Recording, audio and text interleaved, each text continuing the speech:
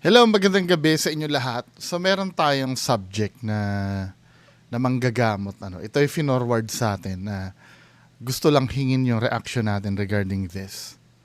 Disclaimer po ha, hindi ko sinasabing hindi totoo ang powers ng mga manggagamot. Hindi ko sinasabing hindi totoo yung pangkukulam. 'Di ba? Kung akong tatanungin niyo, hindi ko po alam. Hindi ko po alam.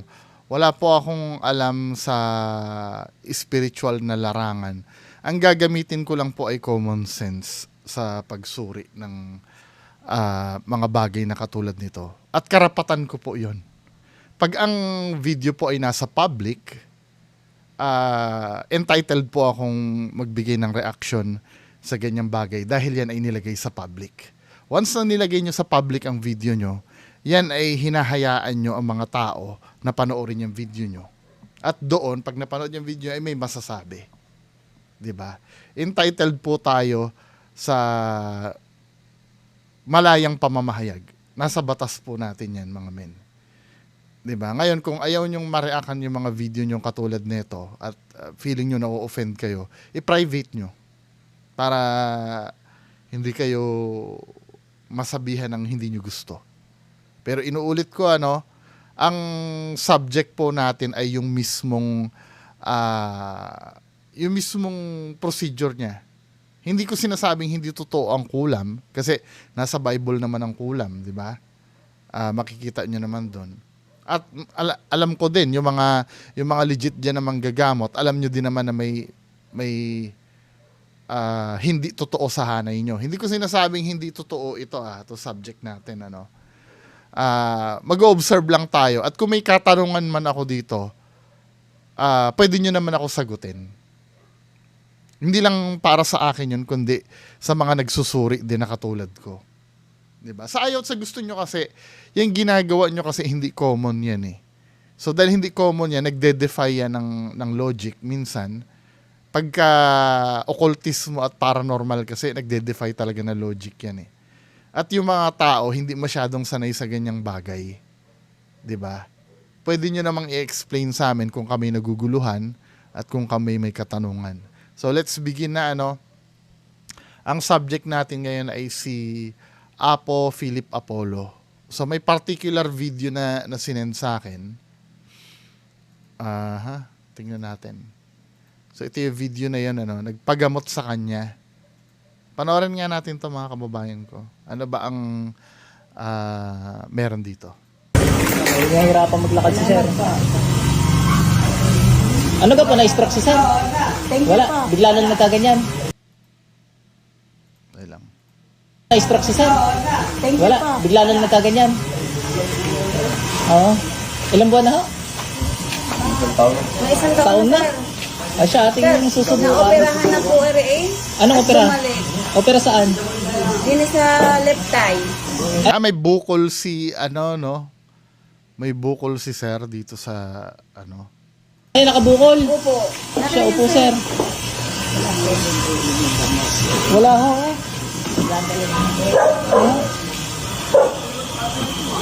Bukol pala, kaya pala hirap maglakad. Malalabas lang namin ng isang araw. Sa ospital. Isang buwan kami doon. Bakit daw ho? Ang findings nga po sa kanya sir is cancer. Answer daw. may findings na cancer, May findings na cancer na.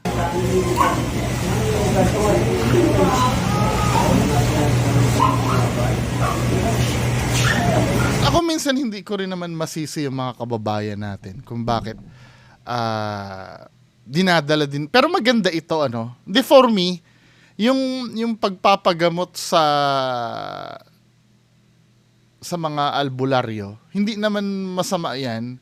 'Di ba? Malay mo nga naman makagaling, 'di ba? Kasi scientifically proven, may tinatawag naman tayo na placebo yung effect niyan. 'Di ba? Scientific naman 'yun eh.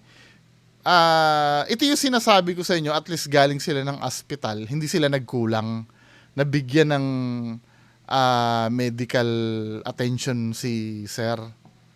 'Di ba? At least meron silang na may gabay sila ng doktor na sa medisina. At the same time, wala naman mawawala siguro kung susubukan ito tong ganitong pamamaraan. 'Di ba? Kasi minsan ang masama naman ganito. Ito opinion ko po ha, no. Ang masama naman hindi ka nagpa-check up sa ospital, sa doktor, tapos ito na lang ang nirelayan mo. 'Di ba? For me masama 'yon. Kasi kadalasan naman yung pala kailangan talaga ng medical na attention, mas naniwala tayo sa ganito, 'di ba? Kasi ito mga kababayan ko, for me, yung medicine kasi sure ball naman na yun na kasi may solid na batayan kasi yun. Ito ako po yung nagsasalita, wag po kayo ma-offend. Pero sana pagsabayin nyo. Kung may paniniwala kayo sa ganito, pagsabayin nyo. 'Di ba? Katulad nito nila ate, pinagsasabay nila. Para walang mawawala, para lahat covered. 'Di ba? At least kahit paano kung totoo man ito, magagawa ng paraan. At kung sa part naman ng medicine, magagawan din ng paraan, 'di ba? At least kahit paano wala tayong pagkukulang. Gagalit na kayo sa akin. Hindi kasi mga kababayan ko, man of science po kasi ako Pero open-minded naman ako sa mga ganitong pamamaraan. Malay mo naman. Kasi hindi ko naman talaga alam kung anong sistema niyan Ito kasi yung katwiran ko. Kung hindi ko alam at walang kasiguraduhan, pwede mo na masubukan, pero wag mong pababayaan na kumonsulta ka sa tama. 'Di ba? Gagalit kayo sa akin. Wala kayong magagawa channel ko kasi ito 'Di ba? Kung magagalit kayo, tinatanggalan nyo kasi ako ng karapatan magsalita niyan, 'di ba? Anyway, pagpatuloy natin 'to.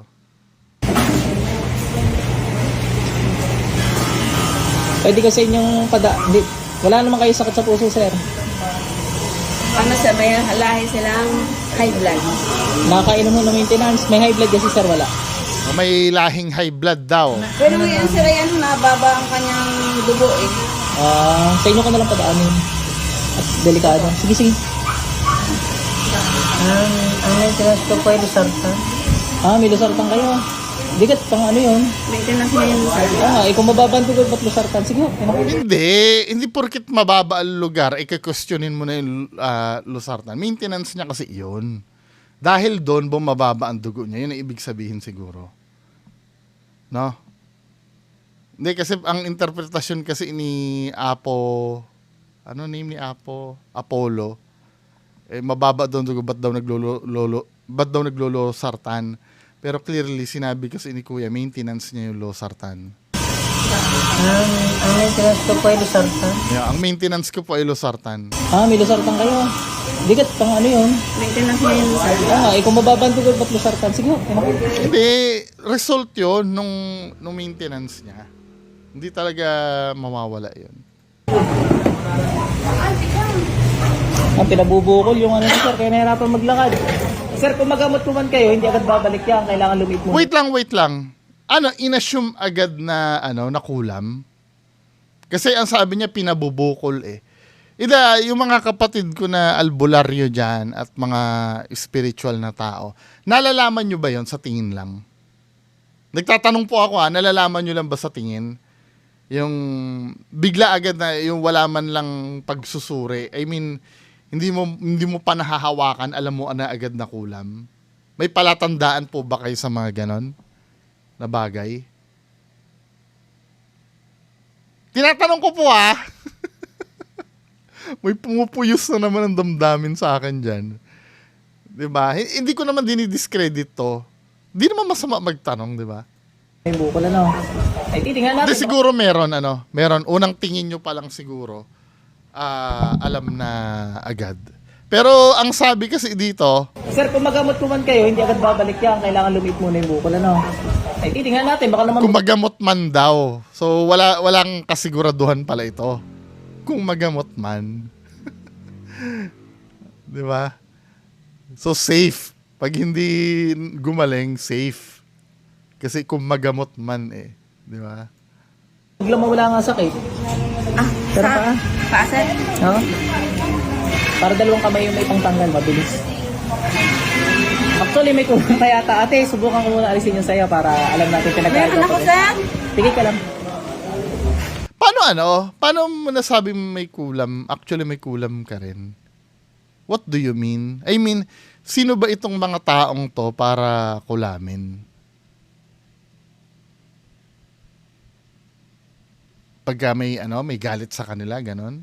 Sabagay, hindi naman natin kilala both itong tao na to. Pero, dalawa sila. Bakit ang nagkakaroon lang ng manifestations ng parusa itong si kuya lang, hindi ito si ate? Anong naidudulot dito kay ate nung kulam? Marami kasi ang tanong, Kasi parang out of nowhere sinabi niya may kulam ka rin. Ano naidudulat ng kulam kay ate? Ito, clearly, kung pag-uusapan natin pangkukulam, clearly nakikita natin meron dito si kuya na may bukol dito sa gilid. 'Di ba? So talagang nakukulam to kung pangkukulam. Pero si ate, anong meron sa kanya na nasabi mo na pati siya may kulam? Paki-explain po ha. Nagtatanong po ako. Muna alisin yung saya para alam natin pinagkaiba. Meron ako, sir. Tigil ka lang.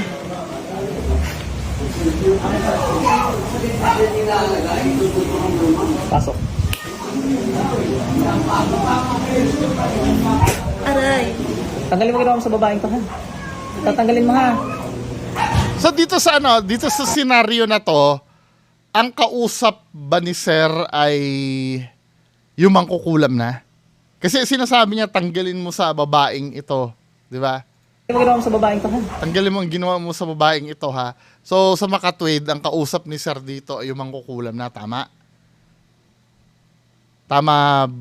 Pakisagot sa baba, 'di ba? Sinusundan ko po yung sinusundan ko po yung logic ng mga nagpapagamot. Kasi usually ganyan, pagka yung mangkukulam na yung kausap, hindi na yung babae.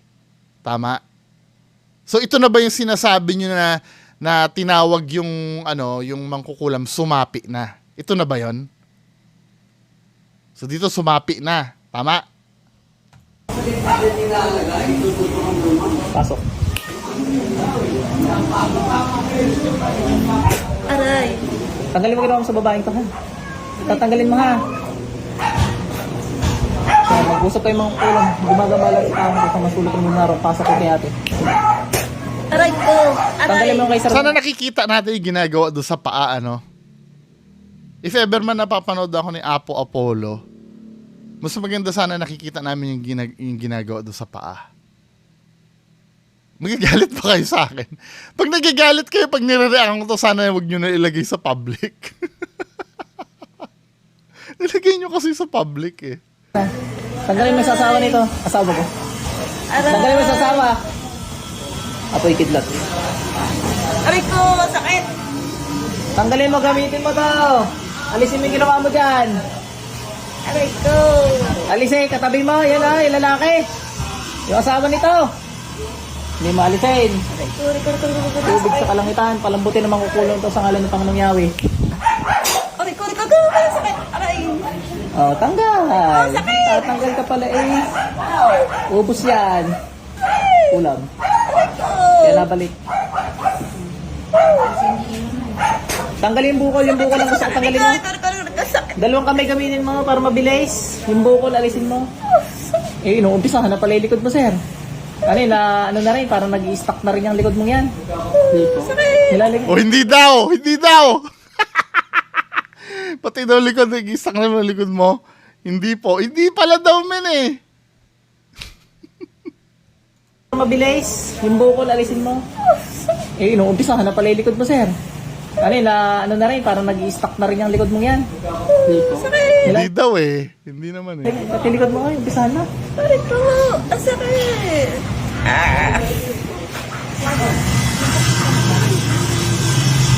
Siyempre, Aray. Aray. kahit nagkape ako, pag pinagtimpla mo ako, inumin ko yun. Sakit.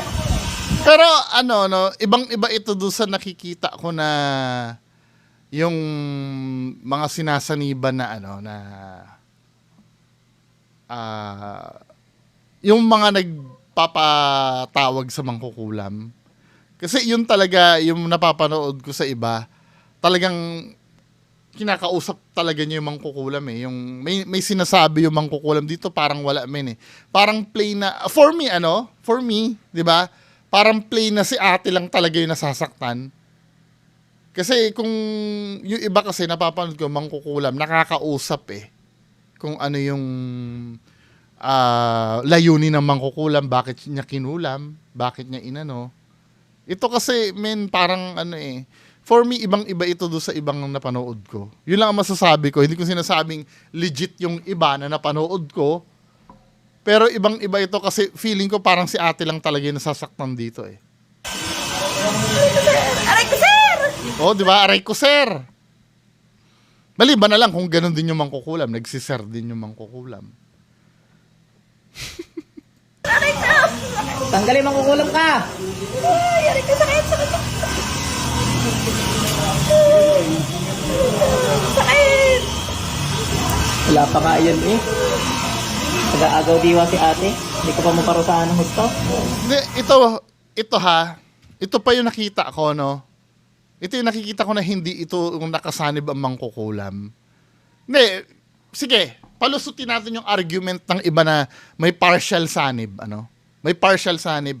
Kasi, kaya lang, dun sa, by definition ng partial na sanib, kasi may nag-comment sa akin doon sa analysis ko kay Maestro Ozzy. 'Di ba? May sinasabi kasi na partial sanib daw. Ang sabi nung nagsabi sa akin, aware ka, nakikita mo, pero kontrolado yung kilos mo daw tsaka daw salita mo. Sige, granting ano? Kahit na hindi ako pabor doon, granting na may partial sanib. Pero kung makikita nyo dito, men, pag ipi-play natin, Sakit! Wala pa nga yan eh. Nag-aagaw diwa. aware si ate kung nasan yung towel niya eh. For me, walang sanib to. I'm so sorry po, ano. Nakikita nyo naman eh. Kasi kung may sanib yan, hindi niya alam kung nasan yung towel niya at wala siyang care na magpunas siya ng towel sa mukha niya. I'm so sorry po, ano. Nagiging objective. Nakita nyo naman, di ba, yung towel, di ba? Dinampot niya towel. Ibig sabihin, aware siya eh. Kontrolado niya yung katawan niya. Hindi to sanib. For me, ano. Pero bigyan nyo ako ng magandang argumento, baka nagkakamali ako. Nagagalit na kayo sa akin. Hindi, objective naman ang sinasabi ko. Wait lang, para maintindihan nyo, ano, alam nyo ang pagkakaiba ng opinion sa, ano, sa hindi. Sa objective. Ang opinion kasi, walang mali sa opinion eh. Kasi para sa akin yun eh, di ba? Para sa akin, walang sanib yan. Di ba? Kasi, ano, pero objective ito men eh. When you say objective, hindi mo pwedeng tutulan eh. Katulad nung nakita natin, ano,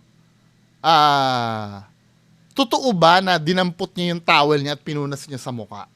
Totoo naman eh. Tamo, agree ba kayo sa akin? Wala pa nga yan eh. Kinuha niya yung towel niya, pinunas niya sa mukha. So, ibig sabihin, aware siya. Si ate ito. Tutulan niyo yung sinabi ko na hindi siya aware.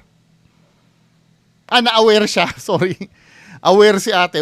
Ano ba sa Tagalog ng aware? May malay si ate. Hindi siya nasasaniban. Yun dito sa video na to.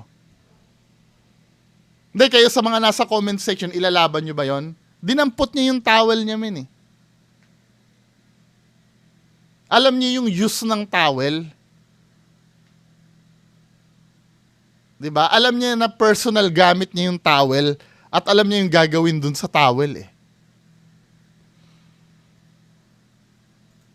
Agaw diwa si ate. Hindi ko pa maparusahan ng gusto. Sakit ko yan, sakit! Mamaya mawala ng sakit rin. Aray ko, sakit! Oh. Ang sikit talaga. Kita nyo, hindi ko ginagayan meron na. Ginagayan ko lang. Apoy ng Panginoong Yahweh. Nabawa yan, gagawin ko. Tinitingnan nga ni ate yung ginagawa mo eh. Hindi for me, ano, tsaka hindi ko rin naman nakikita yung ano eh. May nag-tip sa akin yan. Sino ba nag-tip sa akin yan? Yung kasagsagan na dinidibang ko si Maestro Ozzy. Minsan daw, yung nilalagay daw sa paa ay butil ba ng bato na kasing ano ng bigas? May nagtip sa akin eh. Dati yatang manggagamot yon. Kaya lang, confidential yung mga ibang sinabi sa akin. Yung nilalagay daw sa paa ay maliit daw na bato yon na kasing laki lang ng bigas. Na pag diniin mo daw sa paa ay sumasakit. 'Di ba? Pero hindi naman natin nakikita. Ito ay kwento ko lang dun sa base sa sinabi sa akin ano. Dinidiin daw 'yon, 'di ba? Ito yung ano, ito yung dulo ng daliri ng paa natin halimbawa ano. Dinidiin daw dito 'yon, yung parang bato na 'yon. Pag pinush daw yung masakit talaga 'yon. Masakit. Then after pagka ano, kunyari wala na ano, aalisin na yung bato kaya pagka pinisil mo ng ganon, hindi na masakit daw. I don't know, siguro yun ang pamamaraan niya para mameke ano. Dito sa video na to kasi na napapanood natin, hindi naman natin nakikita yung paa eh, kung paano eh. 'Di ba? Pero kung ano, ang red flag na nakikita, I'm so sorry Apollo ano. Ang red flag na nakikita ko dito, hindi siya sinasaniban talaga. Wala siyang sanib for me. Napakalaking red flag nung magbitbit ka ng tuwalya. Ano ba ang punto ko dito mga men? Sana maintindihan niyo ako sa ginagawa ko dito sa social media. Ang sa akin lang, marami tayo kasing kababayan na desperadong makakuha ng tulong talaga. Desperadong makakuha ng kagalingan dun sa sakit nila.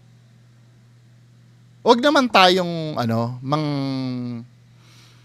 masakit man pakinggan ano. Hindi ko naman sinasabi ng bubudol to. Hinihintay ko pa naman yung sagot niya kung anong explanation doon. Baka mamaya may explanation naman talaga doon. Pero pinagsasabihan ko lang naman yung mga fake diyan. Kung hindi kayo kasali sa fake ano, hindi naman kayo masasaktan. Alam niyo marami tayong kababayan na kawawa. Na nangangailangan talaga ng tulong. Na kailangan ng tulong nyo. Huwag nyo naman sana lulukuhin. 'Di ba?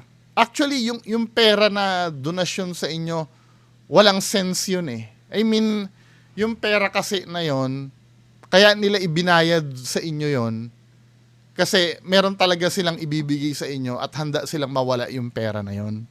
Ang masakit kasi na part na yon, pag naibigay nila yung pera na yon, men, yung naniniwala sila sa inyo na mapapagaling nyo sila. 'Di ba? Yun kasi yung part na masakit doon. Tapos hindi naman pala sila gagaling. Hindi lang naman yung may sakit ang pinaasa nyo, kundi yung mga mahal din sa buhay. Lalo na pag pinaniwala nyo na halimbawa may kulam, tapos wala naman. 'Di ba? Sana naiisip nyo yung mga ganung bagay. Mga kababayan ko. 'Di ba? Ako lang yan ah.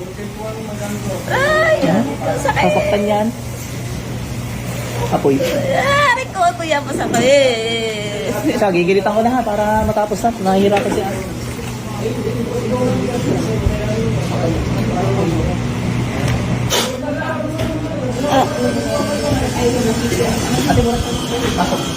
Ano yung papel nung yung pag ginaganon? Pinapatay ba yung mangkukulam nun pag ganon? Pag ginanon mo, madalas ko makita yan eh. Gigilitan na daw. Pagka ginanon, papatayin yung mangkukulam, tama? Ito naman yung tanong ko. Ito yung tanong ko, ano? Ito yung tanong ko. Diba, hindi naman nila nakausap yung mangkukulam. Hindi, naiintindihan ko, ganito po kasi. Pwede kasing idahilan, kasi ang magiging tanong ko, bakit sa umpisa pa lang hindi mo na agad gilitan yan? Bakit kailangang patagalin mo pa na saktan yung ano? Kumbaga, ganyan din ang tanong ko kay Voltes 5 nun eh. 'Di ba? Hindi ko na naabutan si Voltes 5 ah. Ang naabutan ko na lang yung sa GMA na yung hindi cartoons. Baka sabihin niyo matanda na ako eh. Kumbaga kay Voltes 5 kasi ang tanong ko, paglalaban, bakit hindi kaya diretso agad sa laser sword, no? Kasi yun ang pamatay niya, yun ang finisher niya sa ano sa halimaw na kalaban niya di ba?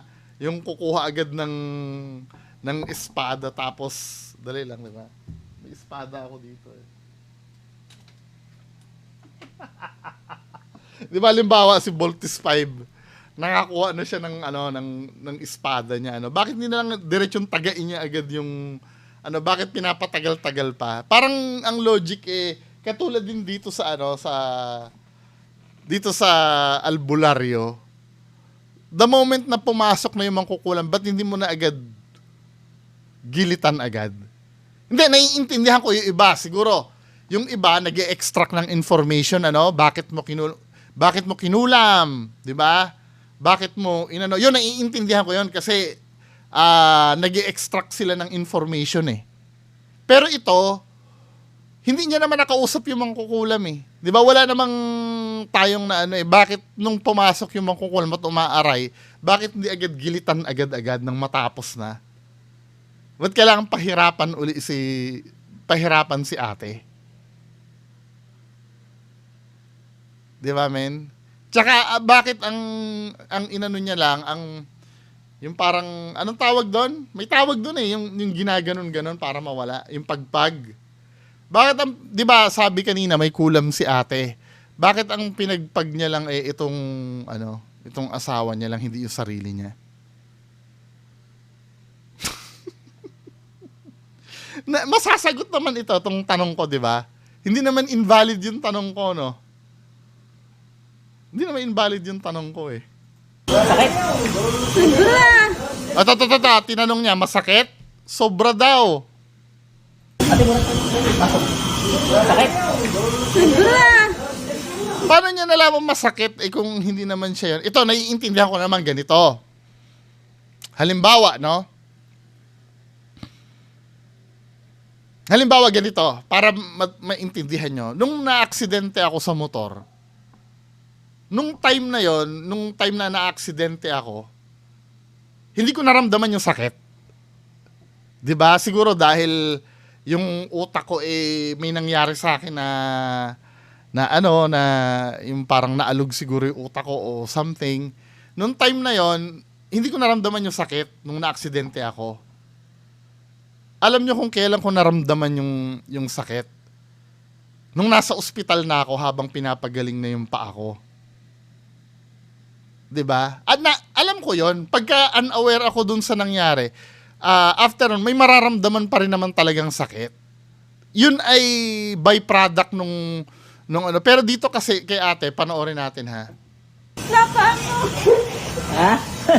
Hindi ko man iniipit ng sagad At masasaktan lalo kayo pag sinagad ko yun ng ipit. Meron talaga. Yun lang, para lang ma-hold. Parang gano'n nila. Yan lang yun. Pero masakit kanina Oh, masakit na masakit kanina Nung time na sinasaniban siya, alam niya na masakit. Ano na naman ang explanation nyo doon, men? Masakit na masakit kanina. Ibig sabihin, si ate talaga yon, wala siyang sanib. May intindihan ko, ang sakit. Ba't parang nasakit ngayon? Di ba? Pero si ate, na-recall niya kanina ang sakit-sakit daw. Ibig sabihin, walang sanib. Tapos ngayon, i-demonstrate na ni Apo Apollo na yung parang ma-hold daw. What do you mean parang ma-hold? Ipit. Meron talaga. Yun lang, para lang ma-hold. Parang gano'n nila. Yan lang yun. O yan lang yun, di ba? Wala na ngayong masakit, pero kanina may masakit. Masakit kanina Ano ba, ititiin ko ngayon, Di ba, dinidemonstrate na ngayon, wala nang sakit. Ito yung sinasabi sa akin nung dating fake manggagamot. Dati na fake manggagamot na wala na yung batong pinapang push. Yun ang sabi sa akin, Pero hindi ko naman sinasabi na yun ang nangyari dito. Hindi ko naman nakikita kung ano yung ginagawa doon sa paa. Di ba? Oo. Hindi ka tulad nung kanina. Igagalaw ko pa ngayon kanina ginagaraning ko, hiyaw ka na. Igagalaw ko pa, Aray. Pero hindi ka tulad kaninang, sakit, gaya na. Hindi, masakit pa rin. Aray. Masakit pa rin. Wala na. Actually, meron pa. Ito. Paano meron? Ginilitan mo na kanina. O tapos ngayon, gigilitan mo uli. Pasok sa India ng pera. Hanggang mawala yung ano. Pambala ni Sir. Hindi, wait. Di ba ginilitan niya na? Ba't gigilitan niya uli? Pati kay meron eh. Binaklas na rin natin, sinabay na natin. Yan. Mulat lang. Oh. Madiin niya natin, ano, ramdaman din ko. Biting ko pa. Okay? Sige, okay na. So sir, pag may awag kasi limit na yan.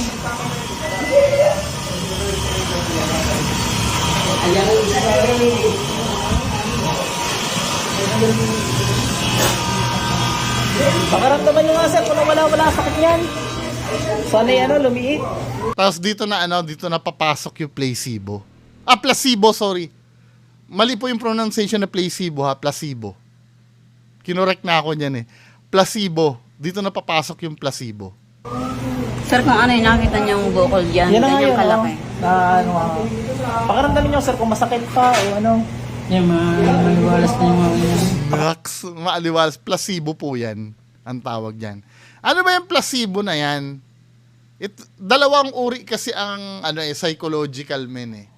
Kung papag-aralan nyo sa science, sa medicine, may tinatawag na placebo. Placebo. Ano ba yung meaning ng placebo na yan? Para maintindihan nyo, paulit-ulit ko tong paulit-ulit ko tong dinedefine para at least kahit papaano, maintindihan nyo kung ano yung tinatawag na placebo. Ang placebo is Latin for I will please and refers to a treatment that appears real but is designed to have no therapeutic benefit. Sa madaling salita, ang placebo, ito yung treatment or na wala naman to. Yung parang niloloko ka lang.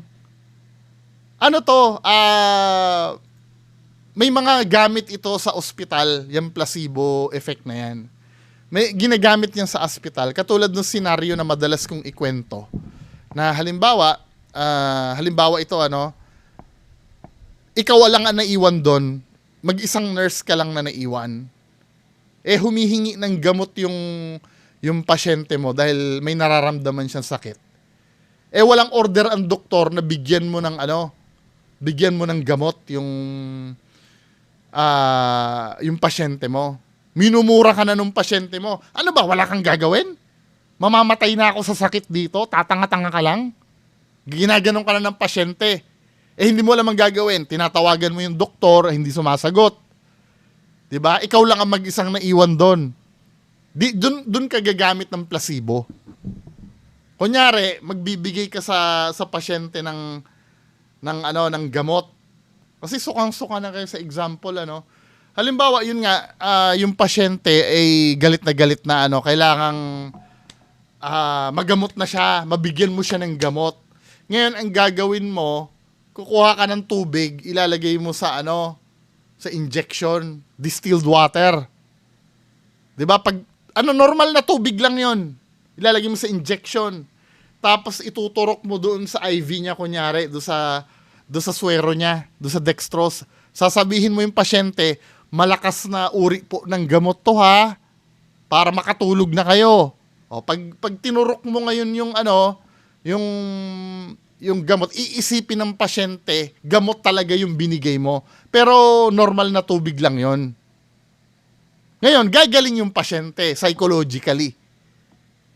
Psychological yung paggaling niya. Kasi inisip niya na totoong gamot yung tinurok mo sa kanya. Nagets nyo na ibig ko sabihin? Pero in reality, tubig lang yon. Kasi case-to-case basis kasi yon. Lalo na pagka halimbawa wala kang malapitan doktor, katulad nung sinabi kong senaryo kanina, ikaw lang ang mag-isang naiwan. Doon ginagamit yung placebo. Or halimbawa, wala pang mahanap na gamot, Wala pang mahanap na gamot na doon sa nararamdaman niya. Sarado ang mga butika, sarado ang mga pwede niyong gamitin sa yan, sa mga anak nyo. 'Di ba? masakit ang tiyan ko pero wala kayong mahanapan ng gamot, di ba? Ang gawin nyo, painumin nyo kunyari ng, yun nga, yung, hindi kasi makita ko na itsura ng equal na ano na tablet Parang ganito Ito, equal to. Yan, yung equal tablet. Pagka inano mo yan, mukha kasing gamot ito Ayan Ganyan na itsura niyan. Yan yung aanuhin ay hindi pala. Pagte-testing pala ng blood sugar. Yung papakita yung wala kasing available na picture. Mukha talaga siyang tabletas. Ayan ganito itsura yan Yan nakikita nyo. Ito yung sugar, ito yung artificial sweetener. Ganyan. Sana na-gets nyo O ano naman ang kabaliktaran ng placebo? May sinasabi naman na hypochondriasis. Hypochondriasis. Hypochondriac ba? O Ayan. Ang hypochondriac naman, o yung hypochondriasis na tinatawag naman, ito yung kahit wala kang sakit, iniisip mo na may sakit ka. Yung halimbawa, masakit ang ulo ko, may cancer yata ako sa utak, etc. Pero kahit na anong check na sa'yo, wala talagang findings na makikita sa'yo. Kasi wala ka naman talagang sakit, psychological lang. 'Di ba? Lahat naman yan may explanation sa science. Siyempre, hindi naman natin maalis kasi sa culture natin na maniwala tayo sa ganito. At malay mo naman, totoo nga naman na may puwang sa society natin ganito. Kaya lang, syempre, ang mahirap kasi sa mga katulad nito, wala kasing talagang magdo-double check nito kung talagang totoo yung ginagawa nila o hindi. 'Di ba? Ang aanuhin mo na lang diyan, panghahawakan mo na lang diyan talaga yung credibility ng gumagamot. Kung lahat ng ginagamot niya wala nang bumabalik. Magaling, wala nang bumabalik. Paano kung hindi naman bumabalik hindi naman gumaling at lumipat na sa ibang manggagamot, di ba? Yung credibility ng ngayon, kung paano testingin yung credibility ng manggagamot, nasa sa inyo na yon. Di ba? Kung alam nyo, kaya dapat alam nyo rin sa sarili nyo kung gumaling kayo o hindi. Kadalasan panakot pa ng manggagamot, minsan, madalas makulam yan, lalo na yung mga hindi naniniwala. 'Di ba? Yun ang madalas makulam, yung mga hindi naniniwala. Pati hindi rin gagaling pag hindi ka naniniwala. Ang sa akin lang, paano mo magagamot yun? 'Di ba? So, ibig sabihin, tapos na ang kinabukasan nun dahil hindi siya naniniwala. Si Jesus Christ nga, kahit non-believer pinagaling niya Example, di ba? Nung hinuhuli siya, nataga nung apostol ni Jesus Christ yung tenga ni anong pangalan nun? Ni Malcolm? Malcolm bang pangalan nun? Pinagaling ni Jesus Christ, hindi believer niya. Pinagaling ni Jesus Christ yun. Yung binalik niya yung tenga. Di ba? Kaya yung mga sinasabi, pag hindi naniniwala, hindi gagaling.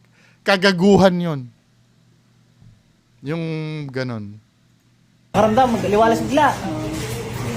May tubig Saan kayo? ano yun, sir? May tulog po. Kulang ho Hindi ko kayo masasaktan ng ganun kung wala kulang. Ay kayo, hindi rin yung lumala na Alam niyo lang. Pati kayo meron. Wala naman sila ko naging kaaway. Bakit gayon? Inom sir, para titingnan natin kung kayo makakatayo na. Ay, pag may awan Diyos, makakatayo agad kayo. Wait. Ang problema ba ni Sir yung pagtayo niya o yung bukol sa kilid? Hindi naman ang pinunta niyan. Dahil kasi talaga naman nakakalakad yan. Inaalalayan lang siya nung una. Sir, kami isang buwan sa ospital. Isang buwan. Yung nakakalakad, hindi naman yun ang kinumplain. Ang kinumplain yung bukol. Dapat yun yung mapagaling, hindi yung nakakalakad. Diba? Tapos nakadalawang pa-opera na po kami. Ako lang kumagita. Oo, hindi alala yung mga Pero ikaw lang muna mag-isa, sir. Paalalayan lang natin pag magtataob. Oh, sige, sir. Ilakad, sir. Lakad ka. Lakad, sir. Lakad. Lakad, sir. Oh, yan. Oh. Lakad, sir. Sige. Lakad nyo. Oh. Okay na, sir. Balik na kayo din, eh. Medyo, ano dyan, medyo pataob dyan. Hindi ka nakakalakad na mag-isa? Kaya nga, sir. Napangitin Oh. ako. Ano, sir? Kumusta? Iba na, ala? Hindi naman kasi yung ano yung paglakad yung problema eh. Ang problema, di sana nag-wheelchair na yan nung pumunta yan dyan, di ba? Ang problema yung bukol. Anyway, hindi depende naman sa pag-i-explain nung wag kayong magagalit sa akin. Ako po ay nagsusuri lamang. Sige, ready na ako na i-bash nyo na naman. Yun lang po, maraming salamat, bye-bye. Bungo TV, tagapagtanggol ng katwiran sa ilalim ng ampon sa dilim na kaharian. Isang salurusang galang, sa'yo'y alay sa pagtatanggol na katotohanan. Patuloy na itinatano lang pagod, walang